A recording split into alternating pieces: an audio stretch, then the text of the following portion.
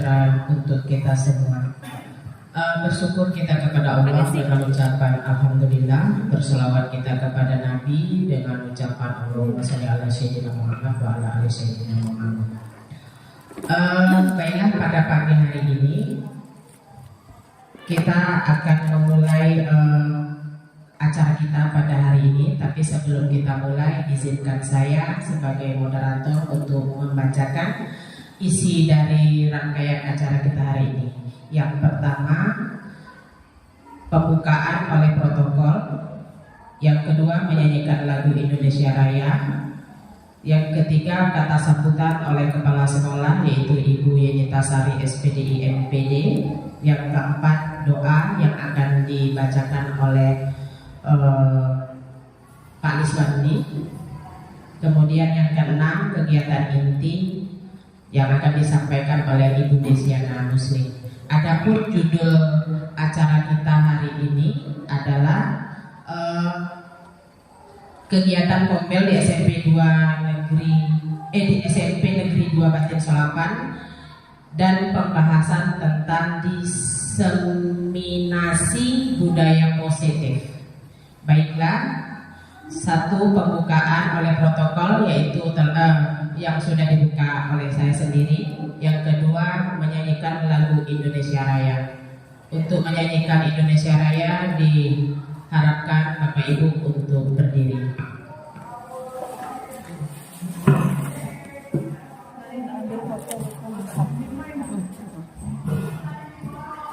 Langsung dijen.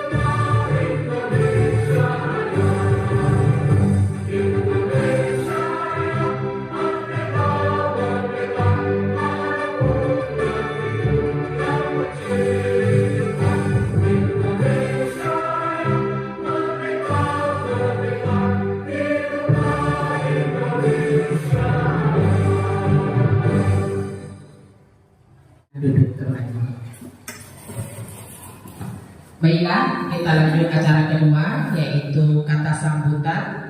Kata sambutan yang akan disampaikan oleh kepala sekolah, Ibu Yenita Sari SPDI.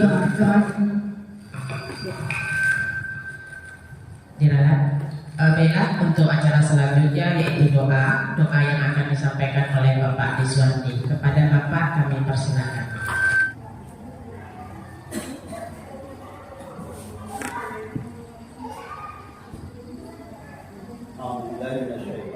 Bismillahirrahmanirrahim. Alhamdulillahirabbil alamin wassalatu wassalamu ala asyrofil anbiya'i wal mursalin wa ala alihi wa sahbihi rasulillah. Allahumma shalli ala sayyidina Muhammad wa ala Muhammad. Allahumma ighfir lil muslimin wal muslimat wal mu'minin wal mu'minat al-ahya'i minhum wal amwat. Amin amin ya rabbal alamin. Ya Allah, ya Rahman, ya Rahim. Pada hari ini berkumpul ya Allah untuk semua masyarakat bersecara diskriminasi. Karena itu ya Allah, berkah acara kami ini ya Allah, berilah manfaat pada kami bersama ya Allah. Bila kemudahan dari kami yang menyampaikan kepada yang menerima ya Allah. Bisa kami menggunakan sesuai dengan keperluan kami ya Allah. Ya Rahman ya Rahim. Rabbana zalamna anfusana illam taghfir lana wa tarhamna lanakunanna minal khasirin. Rabbana atina fid dunya hasanah wa fil akhirati hasanah wa qina adzabannar. Subhana rabbika rabbil izzati amma yasifun wa salamun ala mursalin walhamdulillahi rabbil alamin. Assalamualaikum. Waalaikumsalam warahmatullahi wabarakatuh. Nah, tolong ambil. Cek, satu. Terima kasih kepada Bapak Iswandi. Lanjut acara selanjutnya yaitu kata sambutan yang akan disampaikan oleh Ibu Yeni Tasari SPDI MPD. Kepada Ibu kami persilakan. Bismillahirrahmanirrahim. Assalamualaikum warahmatullahi wabarakatuh. Bersyukur kita kehadiran Allah dengan ucapan Alhamdulillah, bersalawat kepada Rasulullah dengan ucapan Allahumma sholli ala sayyidina Muhammad wa ala sayyidina Muhammad. Yang saya hormati Bapak Ibu, terkhusus untuk instruktur pada hari ini, instruktur dari CBP ya.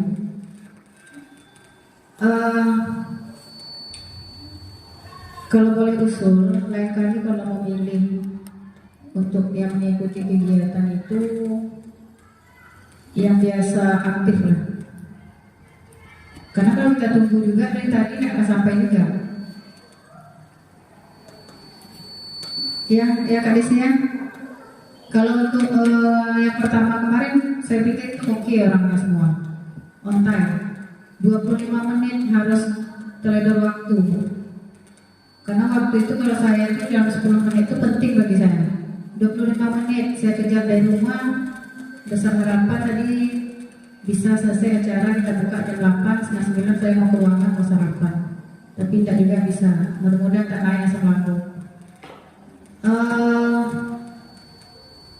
Saya berharap kepada Bapak Ibu untuk bisa mengikuti acara diseminasi ini dengan seksama, dengan baik, semoga lancar. Tidak banyak yang saya sampaikan, mudah-mudahan untuk laporan diseminasi Bu Desi hari ini mudah-mudahan baguslah dan bisa lulus nantinya dengan baik ya Bu Desi ya. Sukses selalu untuk CGP Bu Desi. Hanya itu yang dapat saya sampaikan. Billahi taufiq wal hidayah. Assalamualaikum warahmatullahi wabarakatuh. Terima kasih kepada Ibu.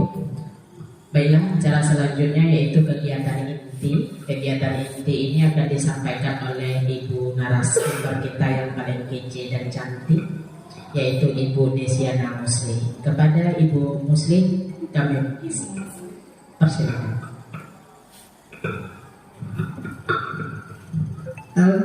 Ditutupkan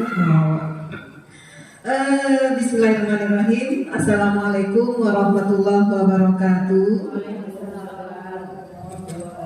Pertama-tama marilah kita ucapkan rasa syukur tak terhingga kehadiran Allah Subhanahu wa taala yang telah melimpahkan rahmat dan karunia-Nya sehingga kita dapat berkumpul di sini dalam acara diseminasi budaya positif di SMP Negeri 2 Batin Solapan.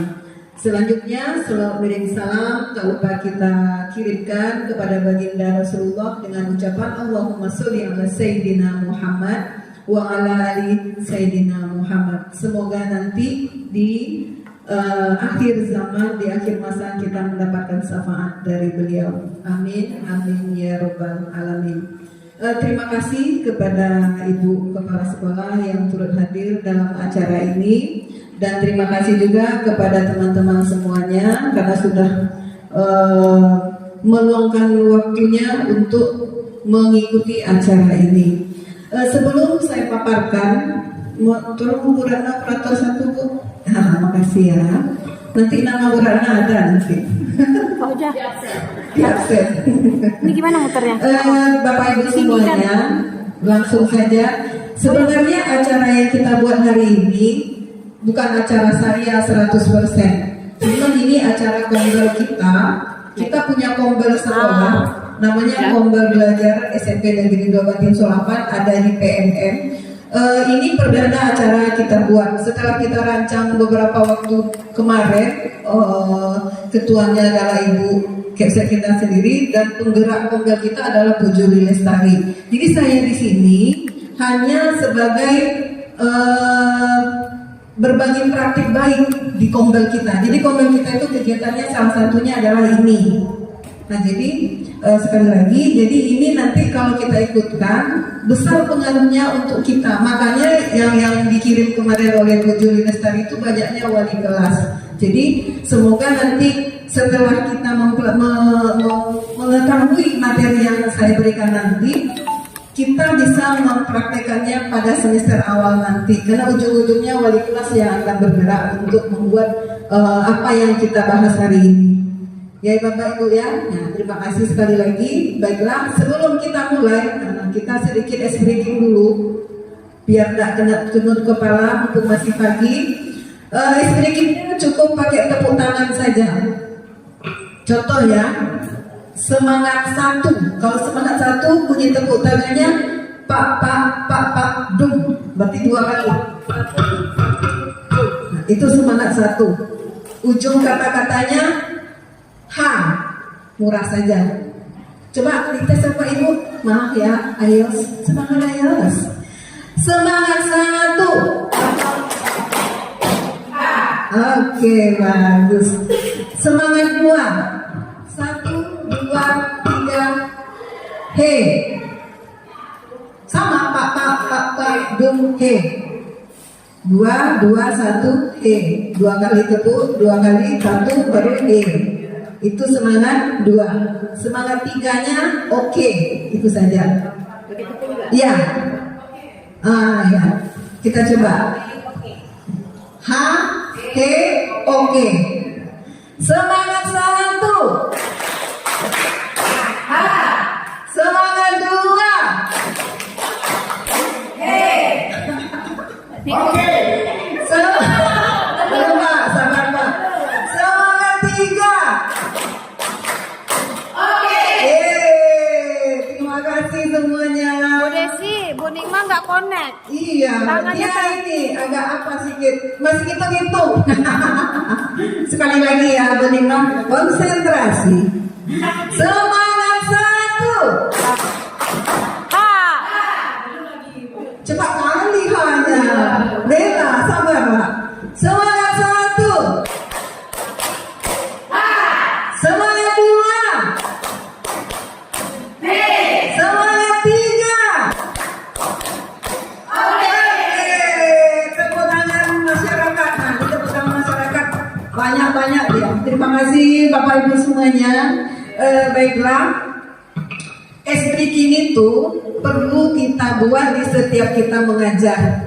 Karena anak-anak yang kita ajarkan itu pada dasarnya anak-anak yang kita tidak tahu masalahnya di rumah. Jadi kita di sini tidak boleh bawa masalah lagi. Kita yang membuat anak itu lebih bersemangat. Makanya kalau bisa Bapak Ibu, ice breaking ini kita coba selalu kita buat di awal pembelajaran. Saya sudah coba paling kurang tepuk pelajaran Pancasila. Makanya anak-anak kelas 7 itu rata-rata sudah tahu. Sebelum mulai belajar kita ice breaking dulu ya. Bu Oja juga sering buat ice breaking. Mudah-mudahan nanti merakyat kita semua bisa bikin ice breaking. Ice breaking bisa diciptakan apa saja ya Bapak Ibu ya. Baik, kita langsung masuk. Untuk di awal ini kita punya kesepakatan. Di sini saya pertama akan membacakan apa yang sudah saya coret-coret. Untuk hasilnya harap maklum saja. Yang di tengah itu siapa, Bu? Saya pernah di sini menggunakan Canva. Jadi nanti jika ada yang bertanya, boleh tunjuk tangan, boleh bertanyanya nanti di akhir setelah sesi saya bacakan semua materi, boleh juga nanti di saat saya membacakan materi, boleh bertanya semuanya. Terus, oh iya, ini ada air minum, nanti kalau haus boleh minum. Makan yang nggak boleh, makan nanti karena belum ada yang mau dimakan belum datang. Jadi itu kesepakatan yang sudah kita buat. Apa ada yang mau ditambah Bapak Ibu atau mau ke belakang nanti boleh angkat tangan permisi. Yang penting kita kan semua saling menghargai saja. Ada yang bicara, ada yang mendengarkan. Ya, sih Bapak Ibu? Setuju? Setuju. Terima kasih. Baiklah, kita lanjut. Mana yang pertama tadi Bu Ratna? Iya, hari ini kita membahas tentang diseminasi budaya positif di SMP Negeri 2 Batin Solapan. Oke, Bu Ratna, next. Dan ini orang yang mendampingi saya selama 6 bulan ke depan, sampai nanti di bulan September. Nah, itu Delva Musti itu adalah dari DPG Riau Provinsi. Ibu itu kalau nggak saya orang ini kalau Kuantan. Nah, terus yang di tengah orang Duri Bu, nggak tahu juga di mana rumahnya. Terus kalau yang PP itu pengajar pendamping saya Ibu Miss Anggi yang kemarin sudah hadir di sini. Mungkin nanti akan ada hadir lagi pada pertemuan-pertemuan berikut. Beliau mengajar di SMP Negeri 7 Batin Solapan. Oke, Bu Ratna, next. Ya, konsep kunci budaya positif. Adapun yang kita pelajari hari ini adalah ada 7 pembahasan. Yang pertama perubahan paradigma belajar, yang kedua disiplin positif, yang ketiga motivasi perilaku manusia, yang keempat kebutuhan dasar manusia, yang kelima posisi kontrol restitusi, yang keenam keyakinan kelas, dan yang ketujuh segitiga restitusi. Di sini kita fokus mungkin nanti di akhir sesi tentang keyakinan kelas dengan segitiga restitusi. Ya, Bapak Ibu ya. Nah, jadi menjelang sampai di sini, yang ini harus kita dengarkan semuanya. Oke, next Bu Ratna. Perubahan paradigma belajar. Perubahan paradigma belajar terjadi dari paradigma berfokus pada guru menjadi pembelajaran, berfokus pada peserta didik atau student center.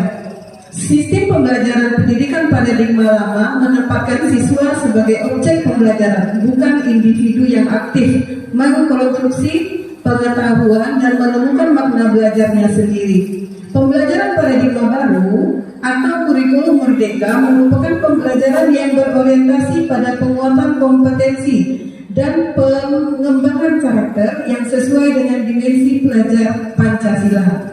Lanjut. Ya, disiplin positif. Disiplin positif adalah cara menerapkan pendisiplinan yang bertujuan untuk menumbuhkan kesadaran serta memberdayakan anak untuk mandiri. Lalu yang kedua, dilakukan supaya anak melakukan sesuatu bukan karena ditakut-takuti dengan hukuman, ancaman, atau karena dijanjikan sogokan atau hadiah.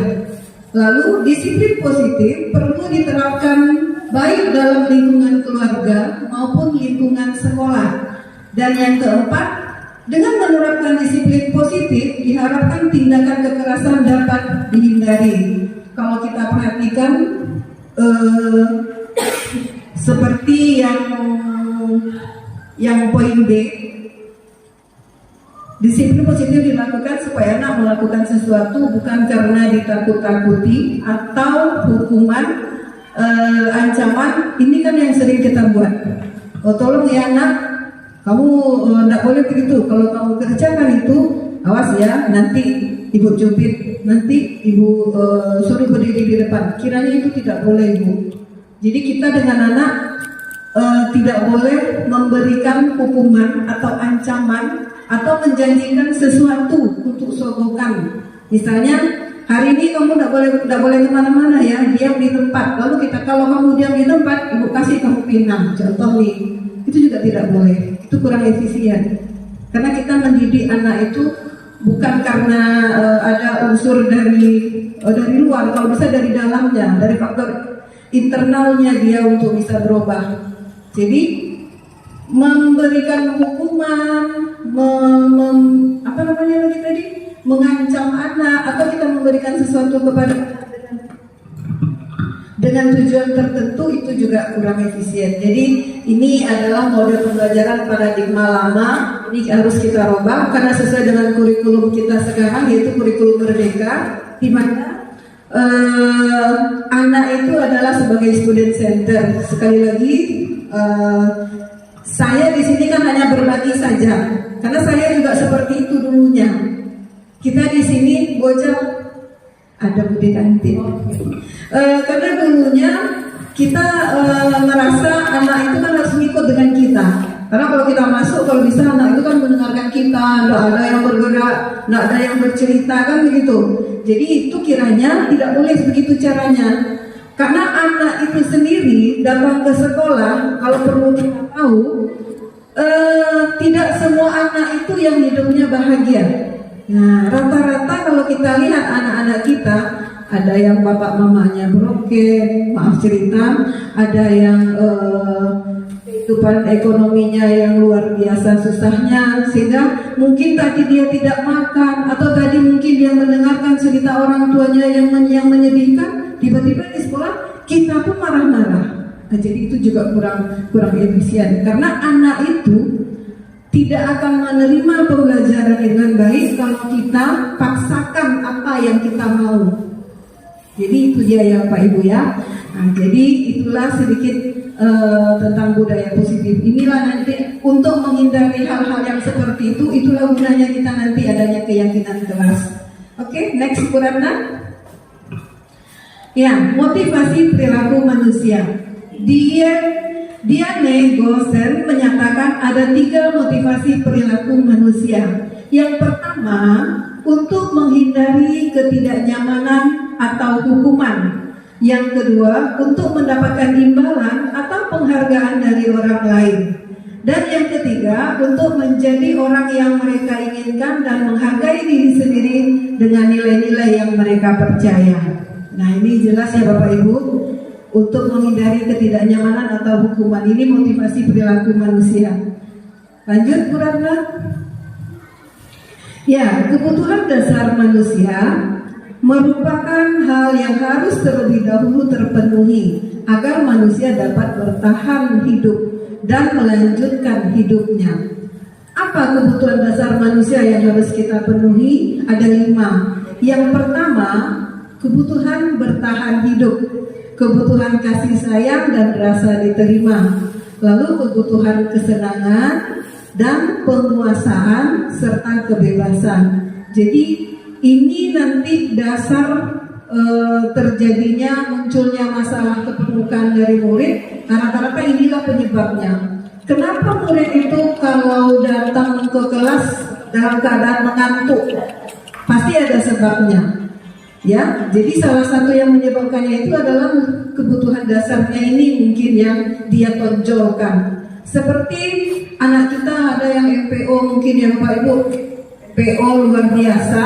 Ada saja yang dibuat dari tingkah lakunya yang ingin seolah-olah dia menampakkan, perhatikan saya, kan begitu. Ada saja yang dia buat. Nah, kalau kita perhatikan kebutuhan dasar manusia ini, kebutuhan dasar mana yang dia ingin tonjolkan? Ya, bisa jadi kasih sayang, bisa juga penguasaan. Karena dia ingin menonjolkan kalau dia itu hebat gitu. Jadi inilah yang terjadi pada anak-anak kita selama ini. Jadi kebutuhan dasar inilah yang dijadikan sebagai pemicu terjadinya berbagai macam anak di kelas kita. Sekali lagi, anak itu adalah sebagai student center, bukan teacher center, Bapak Ibu. Kalau teacher center, bolehlah anak itu nurut kepada kita. Nah, tak boleh bergerak, tak boleh begini, tak boleh gitu. Sementara di kurikulum Merdeka mengatakan bahwa kita ini memerdekakan anak untuk menikmati pembelajaran yang menyenangkan. Itu judulnya, itu kurikulum yang dibuat oleh pemerintah, bukan kita yang buat, itu pemerintah yang buat. Jadi tugas kita lah untuk membuat bagaimana caranya belajar di kelas itu bisa menyenangkan. Nah, itu PR kita Ibu, banyak sebenarnya PR kita. Jadi kalau ada masalah kita di rumah, kunci rapat-rapat Bu. Kita tutup pintu, kan kita keluar rumah tuh, jangan dibawa ke sekolah. Habis anak kita keluar nanti. Di rumah nih, jadi kita banyak tidak dicuci, kain belum dicuci, rumah belum disapu, tapi kita harus menjalankan rutinitas kita setiap hari. Jadi kita harus pandai-pandai memilah. Kita tutup di sekolah, kita wajah baru. Karena anak murid itu butuh kita. Dia mengidamkan sosok guru yang akan membuat dia bahagia untuk belajar menuntut ilmu di sekolah. Tidak boleh kita paksa lagi dia untuk mengikuti apa yang kita mau, karena itu masih paradigma lama. Kita kurikulum kan sudah merdeka, yang kita kerjakan di kelas itu kan sesuai dengan kurikulum yang ada. Kita mengikuti apa alur yang dibuat oleh pemerintah. Oke Bapak Ibu? Paham? Nah, ceceknya dulu paham. Bagus anak ibu. Lanjut Bu Ratna. Nah ini dia posisi kontrol restitusi. Posisi kontrol restitusi ini ada 5 posisi kontrol yang sering digunakan oleh guru, orang tua, teman, atau atasan dalam mengendalikan perilaku individu. Nah, apa itu? Yang pertama penghukum. Penghukum ini seperti yang pada pertemuan kemarin yang ditanya oleh Bu Oja, kalau dia terlambat datang, kita suruh kutip sampah. Nah, itu kan namanya penghukum. Jadi ini harus kita kan kita kasih X, dilarang keras, kecuali kita sudah bikin kesepakatan dengan anak terlebih dahulu jauh-jauh hari. Nah, baru boleh. Tapi bukan namanya hukuman, tapi konsekuensi. Kalau sudah ada kita bikin itu, kita tetapkan, kita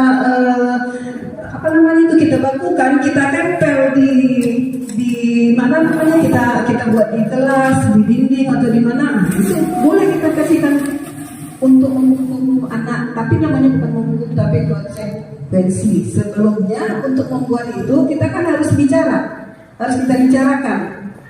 Tidak boleh kita bikin langsung, tapi kita bicarakan bersama-sama konsekuensinya. Kalau untuk sekolah, nih kalau saya rasa nih, maaf ya Bu, terbelakang sedikit ya Bu. Kalau untuk sekolah mungkin kita kan punya visi sekolah kita kan ada. Nah, untuk membuat visi sekolah kita itu bisa berjalan, itu boleh kita terapkan berbagai hal budaya positif untuk membuat visi sekolah kita itu ada. Jadi kalau kita sudah jalankan visi sekolah kita dengan baik, ya salah satu caranya itu kita harus bikin kesepakatan bersama apa yang harus kita tekankan untuk di sini. Kalau saya kemarin oret-oret saya tentang visi sekolah, saya di sana menekankan tentang menanamkan prinsip religius dengan budaya lokal. Itu yang saya tekankan kemarin. Jadi ada 2 visi di dalam guru penggerak yang sudah saya buat kemarin. Jadi untuk membuat religius itu bisa ada, apa yang saya lakukan? Nah, kan itu. Sama dengan visi sekolah kita. Sekolah kan juga ada unsur religiusnya yang dibuat. Apa yang kita buat? Sudah kita kerjakan kemarin. Ada sholat berjamaah, acara di Jumat, dan segala macam. Nah, itu contoh. Jadi kalau sudah ada itu kita buat, ada kesepakatan yang sudah kita buat, ada keyakinannya, barulah boleh kita memberikan sesuatu kepada anak jika anak ada melanggar apa yang sudah dia lakukan. Paham dengan yang saya cerita Bu? Cepat kali Bu? Enggak paham Bu? Paham sedikit. Nah, terus yang kedua, ingat ya Bu, dari yang banyak ini ada satu posisi bagus. Nah, nanti akan tahu yang mana, pasti Ibu juga bisa jawab yang mana yang bagus. Yang kedua, pembuat rasa bersalah. Tidak boleh. Kita sebagai guru, janganlah kita mendidik anak kita dengan menghasilkan sesuatu rasa bersalah yang berat untuk anak itu. Karena kalau itu kita lakukan, seolah-olah anak itu dia merasa dia yang paling salah. Misalnya dia melakukan kesalahan nih, dia meribut atau segala macam. Lalu kita marah dia di depan orang banyak. Nah, itu bagi anak itu luar biasa Ibu. Bukan tambah baik dia, jadi tambah bergejolak perangai gurunya. Nah, jadi membuat rasa bersalah ini juga harus kita kontrol. Namanya kontrol, berarti kontrol itu harus kita tekan. Bagaimana caranya supaya kita tidak menjadi guru yang seperti itu? Ini guru paradigma lama, ini masih pemikiran lama ini Bu. Jadi kurikulum kita yang untuk kita untuk berubah, karena anak itu sendiri tidak sama dengan anak yang zaman kita sekolah dulu. Beda, kita aja nampak guru kita takut luar biasa kalau dulu kan. Nah kalau sekarang anak kan sudah bisa, malah dia mau berbaur dengan guru, bergurau dengan guru. Memang itulah perkembangannya. Memang itu yang dituntut oleh sekolah oleh kurikulum kita, yaitu ingin menciptakan anak yang berdamai dengan semua orang. Jadi kita ini kalau bisa jadi guru yang diidamkan anak, rindu dia dengan kita. Kalau kita tidak ada, bukan bahagia di saat kita tidak datang. Ada tuan di sini, alhamdulillah tidak ada, yes kan. Itu kalau ada anak bicara seperti itu, berarti kita gagal sebagai guru, kurang kita. Nah itu dia. Jadi PR kita banyak Bapak Ibu. Yang kita lakukan sebenarnya tipis-tipis saja. Kuncinya adalah student itu adalah sebagai pusatnya. Yang penting bagaimana caranya kita menekan jangan terjadi hal-hal negatif pada anak itu. Kita yang menciptakannya. Oke Bapak Ibu. Lalu yang ketiga teman. Kalau teman ini banyak, rata-rata kita seperti ini dengan anak ya Bapak Ibu ya. Nah, bagaimana kita berteman dengan anak. Nah, itu pun kalau bisa dikontrol juga. Lalu yang ketiga pemantau. Pemantau ini ya namanya pemantau, melihat-lihat dari jauh saja. Yang kelima manajer. Nah, manajer ini seperti apa? Kita memantau, tapi kita mengontrol dia dari jauh. Kita tidak menghujat dia, kita tidak menghukum dia, tapi kita mengarahkan dia untuk bisa menjadi baik lagi. Jadi kalau kita perhatikan posisi kontrol guru kita yang paling terbaik itu adalah di posisi manajer. Jadi kita tidak boleh menghukum anak, tidak boleh kita menjadikan anak itu kuat rasa bersalahnya apa yang sudah dia lakukan. Harus kita ajarkan dia bagaimana caranya dia menyelesaikan masalah yang dia buat. Nampak langkah-langkahnya seperti apa. Nanti di akhir nampak sama itu. Saya nanti ada video di sini. Nanti juga menampakkan bagaimana saya, ini dari pelajaran yang menuntut saya untuk buat itu ya Bu. Saya sebenarnya mempraktekkan ini di kelas karena setelah saya mendapatkan ini, materi ini kan kita sudah ujian, belum ada lagi masalah-masalah yang kita hadapi. Jadi nanti nampak, mungkin sekarang Bapak Ibu sedikit ngambang karena mungkin baru ini jumpa cerita seperti ini. Ya enggak? Saya pun begitu juga kemarin, malah mulut saya susah dikunci. Begini ya ceritanya kiranya. Cuman saya duluan dapat dari Bapak Ibu, makanya kita bagi di sini. Lanjut. Nah, ini dia keyakinan kelas. Keyakinan kelas adalah, Bapak Ibu kalau mau minum boleh ya. Itu sarapannya pun sudah ada di belakang, mana yang lapar pun boleh lah sambil makan-makan. Boleh Bu. Ibu mungkin lapar juga.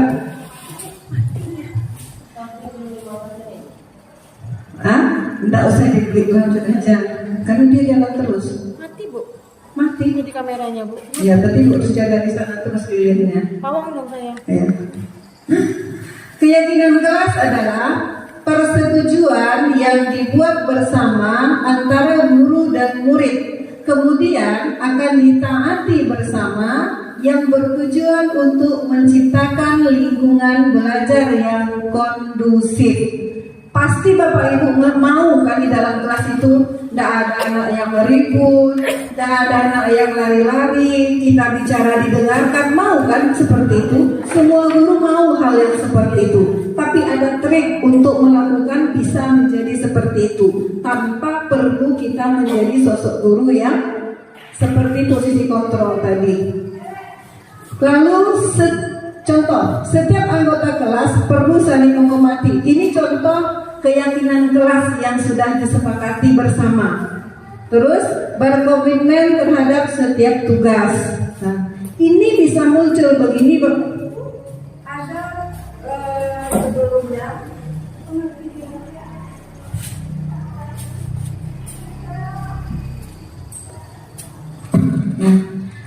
Ini bisa muncul karena sebelumnya saya sudah bikin kesepakatan keyakinan bersama-sama dengan anak.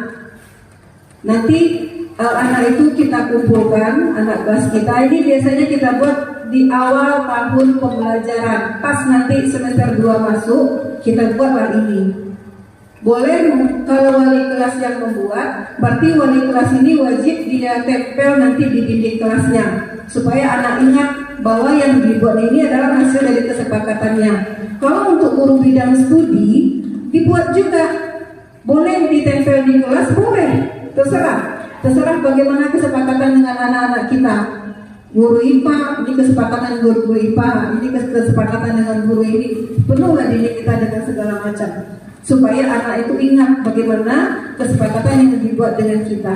Jadi ini contohnya saja, bukan berarti dua, banyak nanti ibu, tergantung permintaan dari anak. Ini muncul karena kita bertanya ke anak-anak. Nah, ini kita nih biar kelas kita aman nih selama kita belajar, bagaimana caranya ya supaya di saat dia ngomong anak-anak semuanya diam. Oh iya bu, tunjuk tangan anak itu. Tapi kita bu harus saling mendengarkan bu, katanya.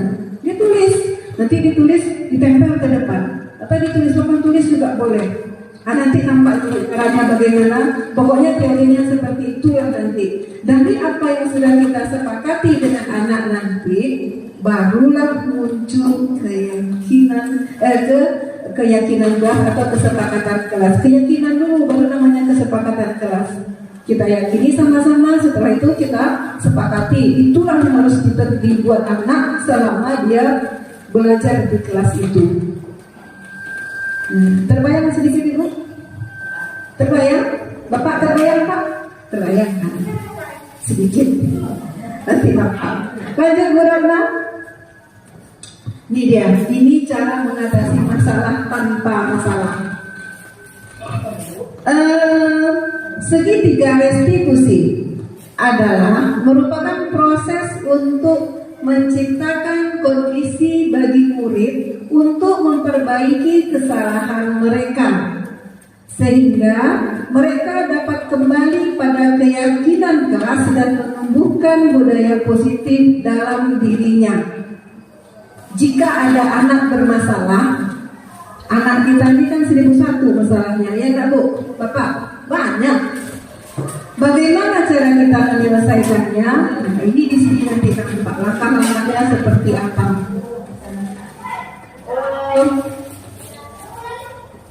Langkahnya ada 3 nanti ini Bapak Ibu. Nanti nampak pada nextnya bagaimana cara kita menyelesaikan. Setelah saya mempelajari materi ini, setelah saya praktekkan, ternyata memang bagus. Sangat besar pengaruhnya terhadap anak didik kita. Misalnya nih, ada anak itu sering kali terlambat. Apakah harus kita kasih dia kutip sampah? Tidak solusi. Apa yang harus kita lakukan? Nah, kalau saya begitu, kalau ikuti langkah-langkah restitusi ini, kalau ada anak berkasus, sebaiknya dipanggil jumpa kita ke ruangan kita. Isi di ruangan itu hanya kita saja. Kita dengan seperti ada 4 mata. Yakinlah ibu, kalau kita buat seperti itu, rahasia di dalam perut akan mau diceritakan ke kita.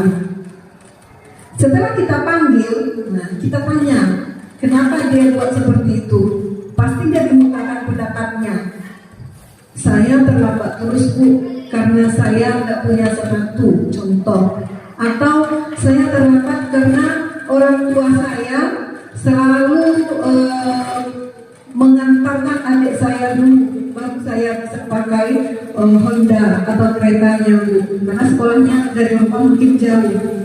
Nah, nanti setelah dia cerita, setelah kita tanggapi, kok ribut itu kita besar kali mungkin kita.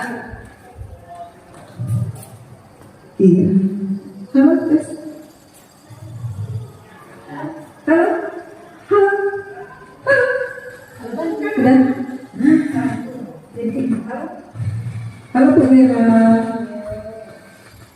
Udah Bu Vera. Masih banyak kerja dia. Oke, jadi setelah dia cerita masalahnya apa, dia lagi. Kita bawa dia, kalau yang dia alami itu, kalau kita alami seperti apa rasanya, kita ikut dia dulu supaya dia tidak merasa orang yang bersalah di dunia. Berarti kita harus kasih dia penguatan. Oh ya nak, kalau ibu jadi kamu, mungkin ibu akan seperti itu juga. Bagus kamu nak, untung kamu masih mau sekolah. Sebab kamu putus asa, mungkin kamu nggak sekolah kan? Ya bu, itu positifnya yang kita angkat. Setelah kita ikut di dunia dia, lalu kita beri dia semangat. Akhirnya pasti dia merasa, oh ibu ini pro dengan awak nih katanya. Ibu ini pasti dia optimisnya dengan awak nih, pasti itu katanya. Dengan begitu kita gampang menggali-gali segala macam. Jadi pendekatannya seperti itu kira-kira. Lalu setelah itu kita balikkan ke dia. Nah sekarang apa solusinya nak yang kamu lakukan supaya kamu tidak terlambat lagi? Karena kan terlambat itu melanggar keyakinan kelas, kan gitu. Jadi harus ada keyakinan kelas dulu, baru ini bisa kita terapkan. Kalau keyakinan tidak ada kita buat, tahu-tahu kita marahin anak, tiba-tiba nanti tidak ada kita pegangan untuk kita membahas ke anak. Jadi kuncinya kita harus punya keyakinan kelas dulu. Jadi kalau dia ada masalah, kita sampai ke sana sesuai dengan keyakinan kelas kita kemarin nak. Kan kita nggak boleh datang terlambat. Jadi bagaimana? Baik yang kamu kerjakan? Enggak bu, pasti begitu katanya. Nah jadi bagaimana ke depannya nak? Bu, saya janji bu, nanti saya coba konfirmasi atau bicara dengan orang tua saya bu, atau orang tua saya mungkin mengatakan adik saya lebih cepat bu, malah begitu. Pasti dia akan. Jadi solusinya itu kita minta anak itu yang mengingatkan kita. Setelah itu baru kita perkuat, baru kita kasih penguatan dan ujung-ujungnya baiklah nak, nanti mungkin ibu akan berkoordinasi juga dengan orang tuamu bagaimana caranya supaya ada solusi untuk kamu, akan begitu. Tidak perlu kita marah-marah lagi pakai cubit, pakai pokoknya yang kita dikatakan marah-marah ke anak itu coba kita kurangi. Kita ini hidup mau sehat kan, tak boleh marah. Jadi coba langkah ini nanti Bapak terapkan, pasti enak. Memang ada, kalau yang kita lakukan itu pasti ada plus dan minusnya. Namanya kita belajar. Belajar itu tidak seperti membalikkan telapak tangan. Pasti ada kendalanya, tapi kendalanya itu lama-lama akan sirna kalau kita mau untuk berubah. Nah, oke Bu Rahma. Nih, menstabilkan identitas ini tahap restitusi yang saya bilang tadi. Kalau ada anak bermasalah, apa yang kita lakukan? Nih, tahap yang pertama adalah menstabilkan identitas. Kita stabilkan dulu. Apa itu menstabilkan identitas? Nih, menciptakan kondisi yang membuat murid bersedia menyelesaikan masalah dan berbuat lebih baik lagi dengan berkata. Ini kata-kata yang kita bilang Bu. Semua orang pasti berbuat salah, termasuk saya. Dan kita tidak boleh mengatakan kamu harus lakukan ini. Kalau tidak, maka kan panjang dari embel-embelnya. Ini kan kalimat ancaman. Nah, ini bilangan korek, Pak kata. Tidak boleh kita membiasakan ini. Jadi kata-kata yang harusnya yang kita biasakan, inilah dia. Nih, semua orang pasti bersalah. Kalau kita ada masalah, ada orang mengatakan seperti itu, sejuk hati kita Bapak Ibu. Pasti sejuk. Oh, ternyata dia mengerti perasaan saya. Nah, itu dulu kita ambil dulu hati orang yang bermasalah. Dengan begitu, kita akan apa? Akan enak berkomunikasi berikutnya untuk menyelesaikan masalahnya. Kasus yang kedua, ini saya angkat cerita Aina ini datang latihan pramuka terlambat terus sampai melapor ketua di pramuka kalau Aina ini sudah 6 kali latihan datangnya terlambat. Nah ini kalau kita contohkan ke kelas, kan anak yang datang terlambat di sekolah ini kan Bapak Ibu, cuma ini yang saya angkat ceritanya di pramuka. Jadi langkahnya sama seperti tadi juga menyelesaikan masalahnya. Jadi harapan kita semua dengan saya berbagi ini kepada kita semua hari ini, karena mungkin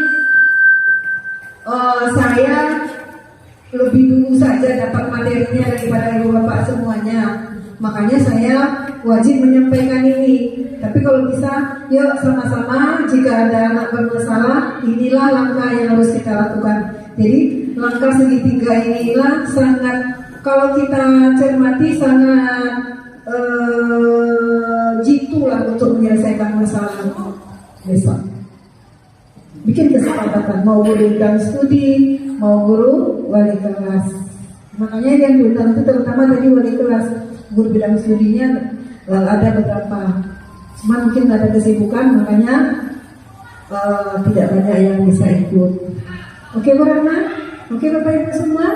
Apa ada lagi yang mau bertanya? Saya Bu. Boleh Bu Bella. Tak pakai mic aku dah. Astagfirullah. Gini Bu Desi, tadi kan pas pembahasan yang pertama ada sedikit pengulasan tentang masalah bagaimana cara kita untuk mengajar ya kan. Ini kejadian juga pada diri saya sendiri. Kalau di kurikulum sekarang ini kan nggak boleh kita memberikan anak itu reward, ya kan? Nah, bagaimana kalau seandainya itu reward itu kita kasih kepada anak yang luar biasa untuk menumbuhkan semangat anak itu tersebut? Apakah reward itu boleh dilakukan atau tidak dengan kondisi anak yang seperti itu? Nah, contoh seperti si Daniel, ya. Daniel ya Bu Desi ya. Karena Daniel di sini karena saya mengajar dia dari kelas 7 sampai kelas 9, saya mendapatkan peningkatan itu di kelas 9. Kenapa saya bilang? Karena di kelas 7 itu dia monoton, dia hanya duduk rapi, diam, pandangan lurus ke depan, dia tidak menjawab apa-apa. Tapi sekarang udah dia di kelas 9 ini mungkin ada faktor hormonnya juga sudah ada timbul. Kemudian anak itu sudah puber. Dia sekarang sudah bisa berinteraksi antar temannya. Ya, sudah mau dia melakukan suatu kegiatan yang dia lakukan. Nah, kemudian seperti reward di sini, seperti dia kan kami pernah kemarin itu praktek yang namanya senam lantai. Nah, si Daniel ini tidak pernah yang namanya seorang Daniel melakukan yang namanya kegiatan olahraga. Pasti dia duduk rapi memperhatikan. Saya apa sama dia karena dia anaknya tepat waktu dia datang. Tapi di saat pembelajaran senam lantai ini anak-anak pada mempraktekkan. Daniel mau coba? Mau Bu. Nah, dengan PD-nya dia ingin saya mau mencoba. Nah, setelah dia mencoba melaksanakan yang namanya rolling depan, dan alhamdulillah teknik yang diberikan pertama kali itu dia sukses. Memang sukses. Ya, reward itu kan bukan berarti kita harus memberikan suatu penghargaan seperti ngasihkan ya. Ibaratnya dulu kita pernah ngasih dikasih permen. Nah, reward itu kan bisa seperti tepuk tangan, Daniel hebat, Daniel gini hebat Daniel. Nah, jadi kan semangat dalam diri dia itu kan timbul. Ya Bu Desi, maaf ya Bu Desi banyak cerita karena ini pengalaman pribadi saya Bu Desi. Jadi waktu anak yang cewek mau melakukan atau anak yang cowok melakukan senam lantai, nggak mau nih melakukan Ibu Desi. Jadi kalau bilang masa kalah nih dengan si Daniel. Jadi kalau anak ini udah bisa, pasti Daniel melakukan bagus nih rolling depannya dengan tekniknya yang benar, kepala. Jadi pas di anak yang Daniel aja bisa, kamu masa nggak bisa? Itu boleh nggak dilaksanakan Bu Desi? Karena kan kita kan reward itu katanya kan nggak boleh nih. Kalau situasi dan kondisinya dengan keadaan si Daniel yang begini, apakah bisa kita terapkan atau tidak? Karena kalau Daniel ini, kalau kita kasih dia semangatnya yang tinggi, dia pasti menggebu-gebu. Kalau kita nggak datang aja, Ibu udah sekali ya nggak datang. Padahal kita sekali nggak datang itu, padahal kita mengikuti pelatihan. Nanti saya nggak sayang lagi sama Ibu. Nah, kan pernah tuh omongan itu keluar dari Daniel. Jadi bagaimana tanggapan Bu Desi? Tolong Ibu Desi, jabarkan sama saya. Jadi saya itu bisa, karena kurikulum sekarang kan kita nggak tahu tuh. Apakah penerapan yang kita laksanakan itu pas atau tidak dengan kondisi anak yang memang motivasinya harus seperti diberikan reward. Terima kasih. Iya. Sebenarnya waktu kita udah lewat, tapi karena boleh nih Bapak Ibu kita lanjut. Aku sekali juga masuk. Sekali tadi. Iya, punya 10 ya Bu. Yang ini memang ya. Terima kasih Bu Bella, saya salut dengan Bu Bella. Sejak PKG ini Bu, saya jam 11 malam diteror Bu Bella terus. Jam setengah 12 pun tadi malam kita telepon-teleponan karena dia ngejar Budet jam 59. Tugasnya selesai 2 detik terakhir. Astagfirullahaladzim. Nah itulah tadi malam. Itu udah berapa malam lamanya kami dengan Bu Bella begitu.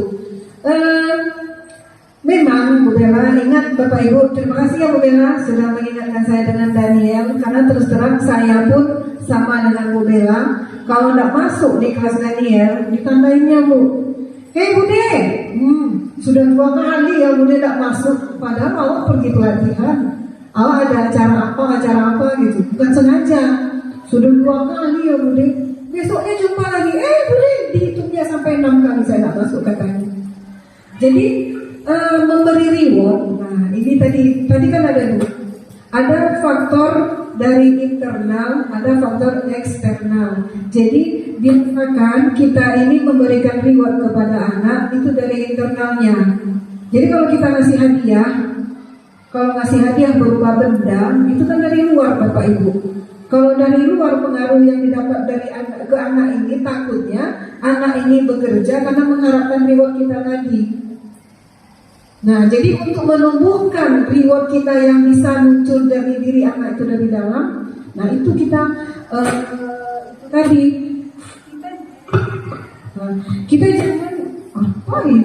kita jangan memberikan reward itu berupa benda. Jadi kalau bisa yang memuji itu termasuk dari dalam ya. Kita kasih dia pujian, aduh bagus, semangat ya. Oh bagus apa Daniel? Ya gitu dia. Nah ini ya, boleh. Itu kan dari dalam. Jadi kalau Dia seandainya kan merasa senang kan? iya, Nah, jadi kalau seandainya ini kan itu untuk si Danielnya. Iya. Nah, Kalau yang yang untuk lain, anaknya yang lain, masa kalah sama si Daniel aja bisa, itu boleh motivasi, nggak? iya, Boleh nggak? motivasi, menambah motivasi kepada anak lain. Boleh nggak? Boleh. Oh boleh. Yang penting kita tidak menjatuhkan anak di depan orang lain, itu aja. Jadi kalau bahasa kayak gitu, Daniel aja bisa, masa kamu Masa kamu kalah? Nanti dia terpancing kan? Nah, cuma jangan sering-sering Bu Bella. Nggak boleh. Memangnya Daniel siapa kan gitu. Nanti lama-lama Daniel itu akan dibedakan sama anak lain akhirnya. Nah, jadi sesekali untuk membuat motivasi anak bertambah boleh. Jadi itu dia Ibu, berusahalah kita menciptakan anak itu berubahnya dari dalam, bukan karena ada unsur dari luar atau dari kitanya.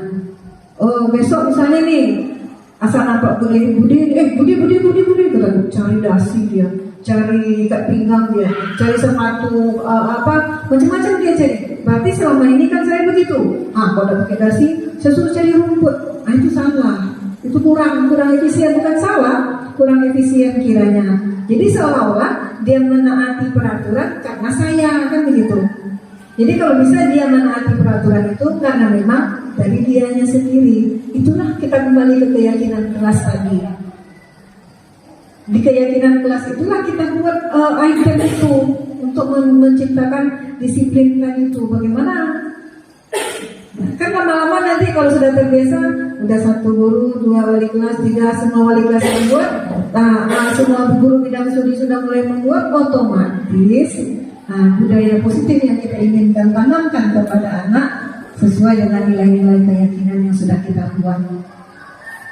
Oke Bu Bella, ibu yang lain apa ada masukan? Boleh Pak Iswandi. Tadi dikatakan usahakan yang minimal wali kelas sepakat tadi dan dipajang dinding mana yang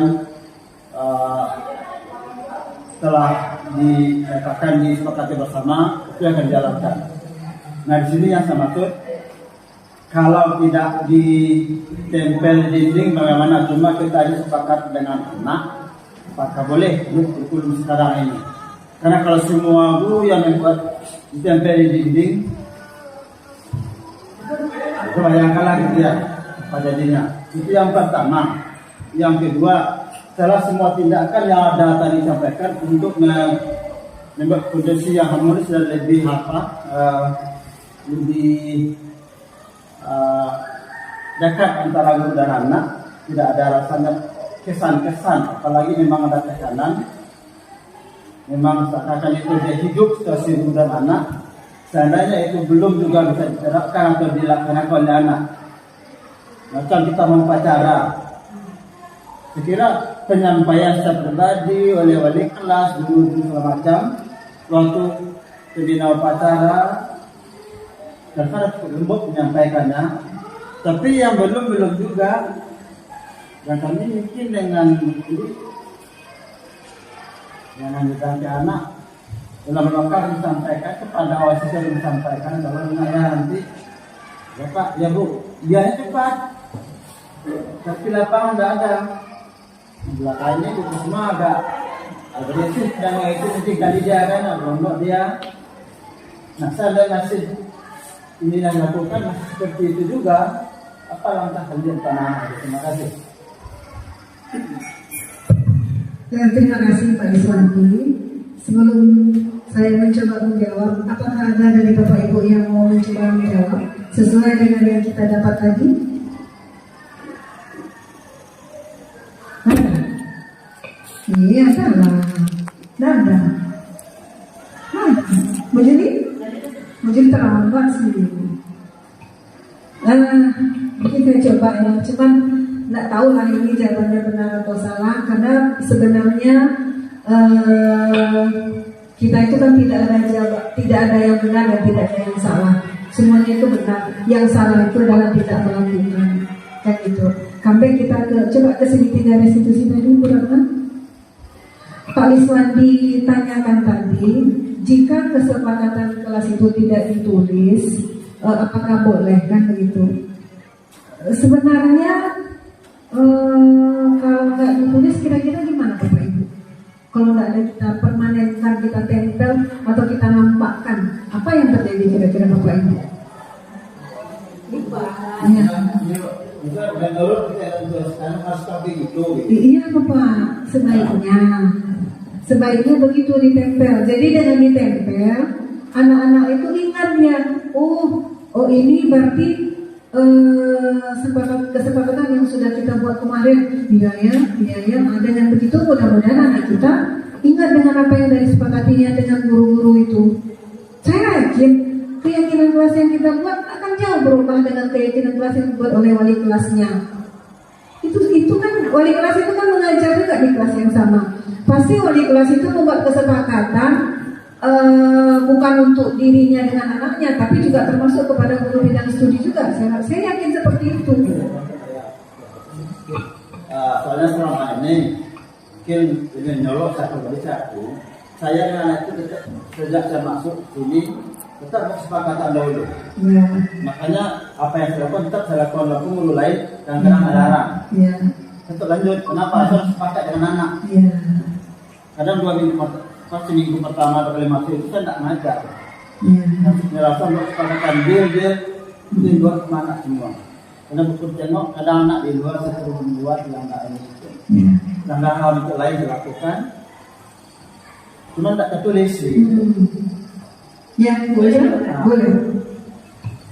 Kalau yang saya lakukan setiap pertama kali bertemu, kalau kesepakatan kelas yang saya lakukan, kesepakatan kelas maksudnya saya dengan dengan anak, tapi pelajaran ya. Boleh nggak? Seperti tadi kalau Pak Wiswandi tidak hanya tulis tulisan. Kalau saya enggak, saya buat kan anak-anak kan punya buku baru, punya buku punya. Nah, jadi bikin kesepakatan di situ, dia tulis, tapi sebenarnya saya yang diktekan. Kalau itu kan dari anak kemarin kan. Kalau saya saya yang diktekan, nanti dengan catatan katakanlah orang tua. Minggu depan atau 2 hari lagi kumpul, cek baru saya tanda tangan. Jadi kalau misalnya dia bikin kesalahan sesuai dengan kesepakatan, buka bukunya nak. Orang tuanya juga, Pak, bapak kemarin tanda tangan nggak Pak? Ini tengok Pak. Kalau saya tertulis tapi di buku pelajaran bahasa Indonesia. Ya, terima kasih Bu Ajan. Sama, saya juga tapi saya nggak pakai tanda tangan orang tua. Kalau kemarin PKN saya bikin kesepakatan di kelas 72 dan 71 yang cetak sekretaris. Dan kelemahan saya tidak buat pula di buku saya. Saya percayakan kepada sekretaris. Jadi kalau ada anak yang kira-kira perangainya mencolok segala macam, saya sampaikan ke sekretaris. Nah, coba sekretaris kelas buka dong yang udah kita sepakat kemarin. Iya Bude. Nah, apa yang dilanggar? Ini. Jadi Pak, yang udah Bapak lakukan itu bagus. Bu Oja sudah lakukan, tapi kan masih Bu Oja yang jadi masih teacher center. Di kurikulum Merdeka kan student yang center. Student choice. Bu Oja masih obor dia, kan yang SD center kan. Jadi obor center masih. Jadi sebagus-bagusnya kerja kita Pak, biar kita tak susah, baiknya kita bapak-bapak ini juga buat secara fisik kalau peraturan itu ada.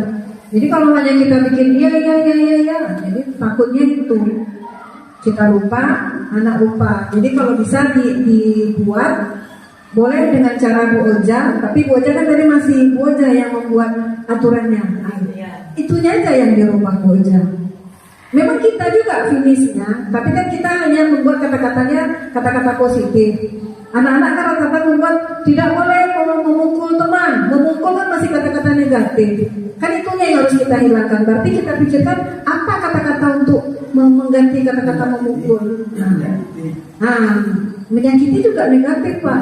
Iya. Coba positifnya apa? Berarti semuanya harus saling menyayangi atau harus saling menghargai supaya tidak ada yang ngejek-ngejek di kelas. Itu aja. Jadi saya begitu setuju dengan gaya Bu Oja. Nanti begitu saya ambil nih, makasih Bu Oja. Ilmu juga ini. Tangan untuk Bu Oja. Jadi Pak Ismandi juga ilmu juga. Pak Ismandi sudah kerjakan, tapi kurangnya kita lupa membuat kenyataannya di buku. Iya, hanya secara lisan. Jadi itu kelemahan kita kalau secara lisan Pak. Jadi itu makanya yuk kita sama-sama berubah demi membuat kemajuan sekolah kita. Karena dengan kita melakukan hal yang kecil, yang penting kita berbuat nih. Semoga nanti menjadi hal besar untuk sekolah kita. Dengan begitu mudah-mudahan nanti tidak ada lagi anak-anak kita yang bikin masalah. Memang masalah itu selain ada nyawa, masalah itu pasti ada aja.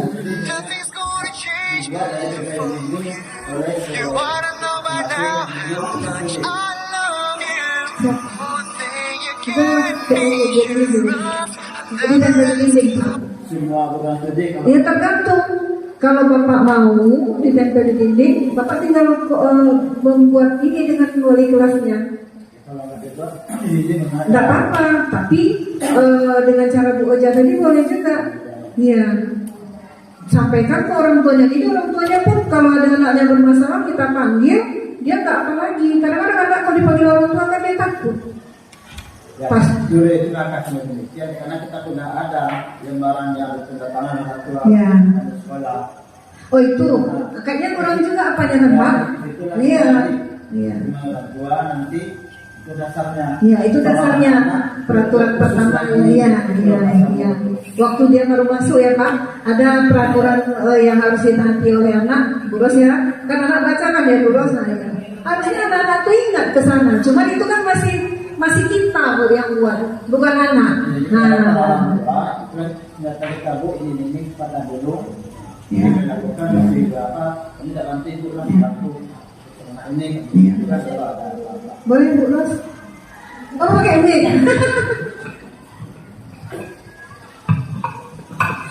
Terima kasih atas kesempatan yang telah diberikan untuk saya.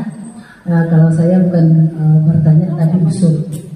Yang pertama kita ucapkan terima kasih buat pemateri kita hari ini JGT angkatan 10 Ibu Indonesia Muslim. Luar biasa penyajiannya, makin semangat Bu Yos walaupun udah tua begini.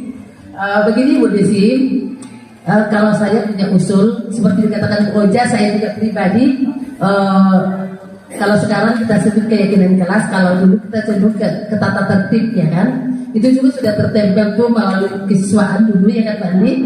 Tapi namun person saya sebagai guru matematika juga punya yang seperti itu, misalnya mengenai alat tulis, mengenai buku latihan, buku PR dan buku catatan sudah dibahas di awal pertemuan di minggu pertama awal tahun ajaran baru. yang mau saya usulkan Bu Desi, bagaimana kalau tentang itu tadi kegiatan kelas di awal semester nanti, semua guru kita melakukan hal seperti itu. Setelah itu kita rangkum, lalu kita komunikasikan dengan wali kelas, baru kita agendakan. Jadi anak pun tidak bingung yang mana satu yang mau di matematika nanti lain, bahasa Indonesia lain, IPA lain. Jadi kita satukan setelah kita dapat masukan semua dari anak setiap mata pelajaran, baru kita bodong sama-sama. Nanti endingnya di wali kelas. Itu usul saya. Andaikan ini terlaksana, insya Allah anak-anak kita masuk luar biasa. Termasuk masalah keagamaan. Tuh teriak-teriak tiap sebentar ya bulan dan siang. Tolong yang beragama Islam ke musola, yang beragama Kristen ke ruang kamar. Itu makan waktu sampai 15 menit itu. Andaikan ini nanti terlaksana dengan baik, kita jual kompak satu kata, tentu diiringi dengan komitmennya atau sanksi yang kita sebut dahulu, insya Allah kedepannya anak kita lebih baik. Demikian, mudah-mudahan ada respon dari setelah ini dan kita semua. Tentu kita harus punya niat baik untuk memajukan SMPN 2 Batu Solopan yang sama-sama kita cintai. Terima kasih. Ya, tepuk tangan yang mulia untuk Bu Ros. Mungkin untuk menjawab Ibu.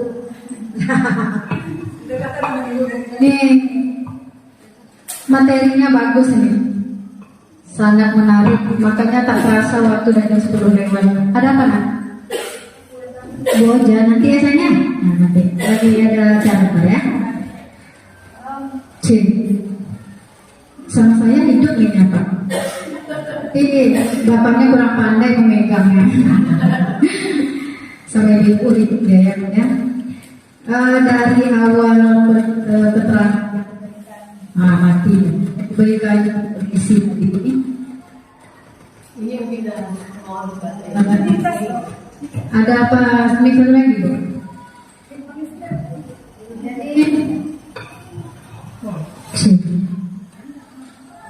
Dari beberapa poin yang disampaikan oleh Bu Desiana Muslim tadi, itu semua adalah berkaitan dengan aktivitas kita sehari-hari. Sebetulnya dari zaman dulu, kurikulum yang dulu, kurikulum 2013, KTSP, kurikulum Merdeka, sebenarnya intinya sama, hanya dalam insight. Halo.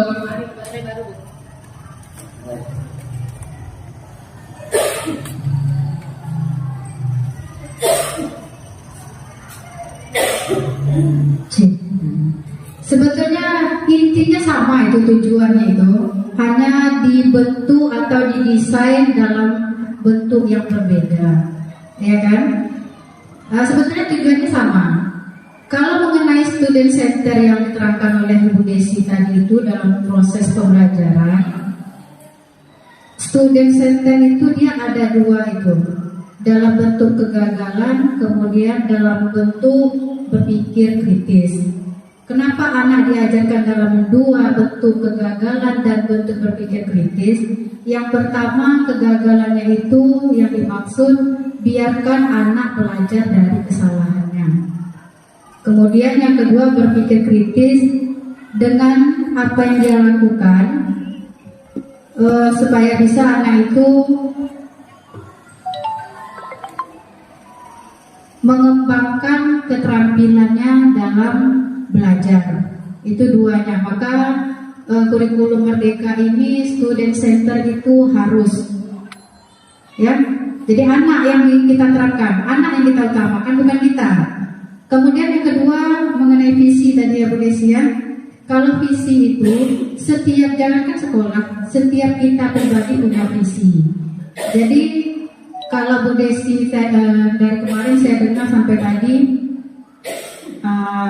saya sangat apa? Dengan religius gitu ya. Sebenarnya Bu Desi, entah karena saya mengajar agama, religi itu memang paling utama dalam setiap kita. Mau agama apapun, mau Islamkah dia, Kristenkah dia, Katolikkah, tetap religi nomor satu sesuai Pancasila kita yang pertama. Jadi religi itu harus paling utama. Baru hal-hal yang lain nanti mengikuti. Kalau anak kita hukum dengan mengutip sampah, jangan dibunyikan hukuman. Jadikan itu kita ajarkan, ibu mengajarkan ibu mengutip sampah supaya tercapai visi kita yang terakhir, yaitu peduli lingkungan, bukan untuk menghukum anak kalau mengutip sampah. Jadi yang ketiga, saya mau menjabarkan aja ya apa yang disampaikan Bu Desi tadi. Yang ketiga, adanya keyakinan kelas. Keyakinan kelas itu ada komitmen, ada kesepakatan. Maka dengan adanya komitmen dan kesepakatan, maka muncullah konsekuensinya. Anak itu, kita kan punya anak di rumah. Sebelum anak kita dulu kita bawa. Sebelum anak kita itu ada keyakinan kelas, ada konsekuensi di sekolah, maka kita terapkan dulu di rumah. Jadi itu gunanya hubungan antara guru dengan orang tua. Jadi anak itu harus punya keyakinan dalam kegiatan di rumah. Mereka ada aturan-aturan. Saya di rumah juga saya buat aturan anak-anak saya. Jam sekian harus ngaji, jam sekian harus sholat, saat azan sholat, jam sekian baru boleh main. Kapan waktu main HP juga ada jadwalnya. Kenapa nggak boleh main HP nih? Nggak boleh, karena lebih banyak efek negatifnya di situ. Saya ajarkan. Jadi anak ini harus main HP kapan? Kalau ada kegiatan libur, baru boleh pegang HP. Sabtu pulang sekolah baru boleh. Alhamdulillah dengan dari kecil yang kita berikan, jadi dia sudah terbiasa untuk dibawakannya ke sekolah. Jadi itu gunanya guru dengan orang tua itu harus saling kerjasama, saling komunikasi. Jadi kita nggak bisa kerja sendiri, Bu. Walaupun tinggi pun pendidikan kita sampai S4 kan, anggaplah S4 ya. Nggak bisa juga kalau kita tidak bisa kerjasama dengan orang tua murid, karena pengaruhnya itu besar. Yang kata Bu Desi tadi, begitu kita keluar dari rumah jangan dibawa masalahnya ke sekolah. Tapi terkadang masalah itu muncul pula di sekolah. Nah, seperti tadi kan, saya setiap pergi keluar dari rumah, begitu baca doa keluar rumah, baca ayat kursi. Memang saya tinggalkan masalah rumah saya di rumah, tapi ternyata munculnya di sekolah. Iya kan, udah 8:30 belum mulai juga. Nah, makanya masam muka saya tadi. Nah, itu kita berusaha berbesar hati saja ya. Karena kesalahan itu kan yang jadikan pelajaran. Maka saya ingatkan tadi, kedepannya pilihlah orang yang benar-benar mau untuk ikut disiplin. Saya akan pakai Bapak Ibu kalau memang mau ikuti peraturan. Saya ajukan Bapak Ibu misalnya untuk kegiatan ini, kegiatan itu, artinya Bapak Ibu bisa saya percayakan dalam bekerja. Bukan berarti saya pro dengan ini, pro dengan itu, tidak. Karena itu tadi, saya memperhatikan bagaimana Bapak Ibu dalam menanggapi suatu hal yang saya berikan. Begitu juga dengan anak. Kenapa ibunya sedekah sama anak itu? Ya karena itu tadi. Karena cuma anak ini yang bisa untuk mendengarkan apa yang kita buat tadi. Yang bisa memegang komitmen, yang bisa memegang keyakinan kelas tadi. Yang keempat, segitiga restitusi yang menciptakan kondisi murid itu untuk memperbaiki kesalahan itu sudah sama dengan